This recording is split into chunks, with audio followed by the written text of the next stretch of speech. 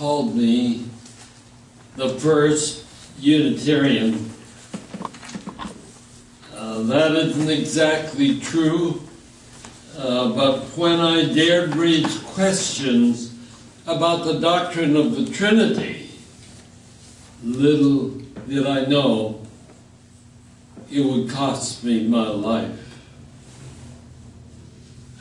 My name is Michael Servetus. I was born in 1511 of noble blood in Villanueva in Spain, and we were a devout Roman Catholic family.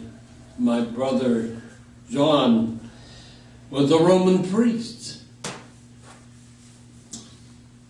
The Protestant Reformation had been underway for at least a century. Nearly 100 years before I was born, John Huss had been burned at the stake for questioning the teachings of the church. If I accomplished nothing else in my brief 42 years, at least my death shocked enough people that religious tolerance and the free exchange of ideas became important to many. In the years before I was born, Spain was a great bridge among Christians, Muslims, Jews. But when the Inquisition came along, our country sided with Europe.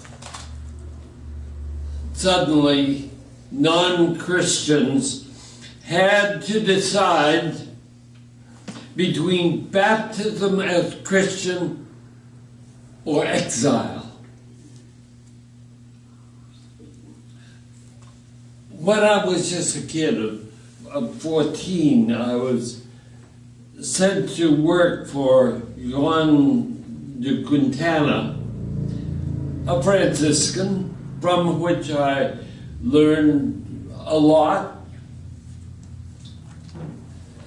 After a while, he released me to study law at Toulouse.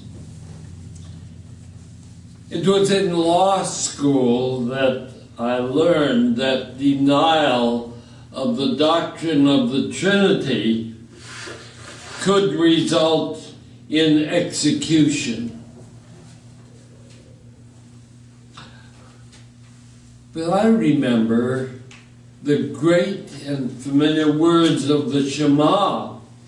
Hear, O Israel, the Lord our God is one. Those are probably the most familiar and most often repeated words in all of Judaism. In those words and in all of Scripture, I found no mention or justification for the Trinity. And I could not understand why anyone would believe it. The Jews were calling it tritheism.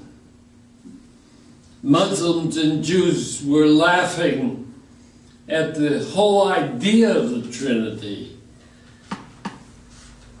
Even lowly animals in the forest would have been laughing if they had understood the issues.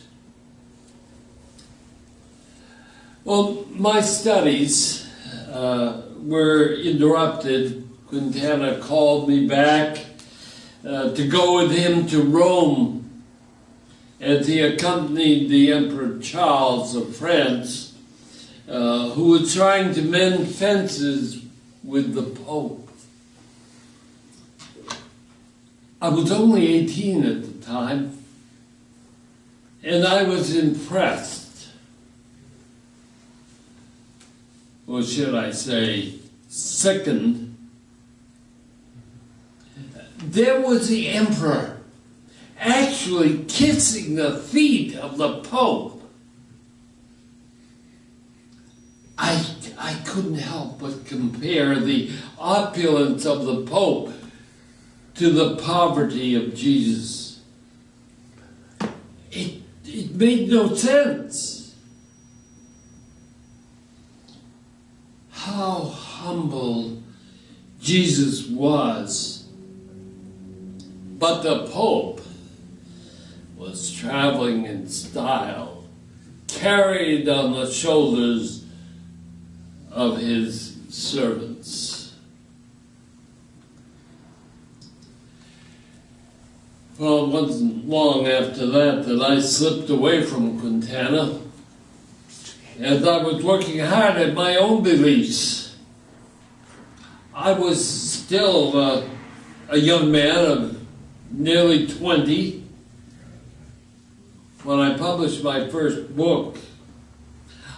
I called it On the Errors of the Trinity. I had a difficult time getting my book published. I was refused in Basel. Then I traveled to Germany, where I finally succeeded in Strasbourg on the condition that the printer and the location of the printing be omitted. You can't imagine probably the reaction to this book. I was in mortal danger in Catholic areas. And there were some things that I wrote that also angered Protestant reformers. I had no place to be safe. In writing this book, I was trying to call the church back to its original faith.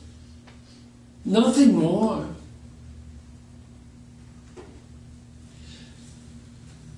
Well, when my book got to Zurich, it angered the church authorities. They thought it would undermine all of Christendom if left unchecked.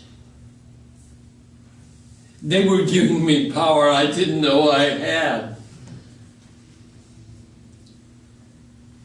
I was just trying to stimulate some discussion, a free exchange of ideas, like Martin Luther before me. Martin Luther's friend Melanchthon called me plainly demented.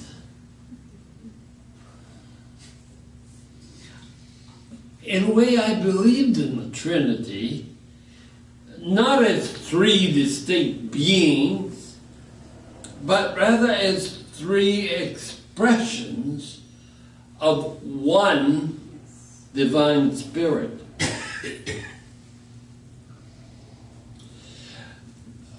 Well, in 1532, when I was still only 21, the Inquisition in Spain gave orders for me to be lured or forced back to Spain so that they could deal with me.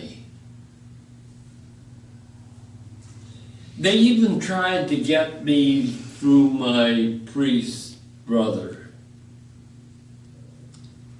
Both Catholics and Protestants were after me. I wondered about seeking a safe harbor in the New Isles, in your new country, so that I could escape all this trouble. I decided that it was wise for me to protect myself by using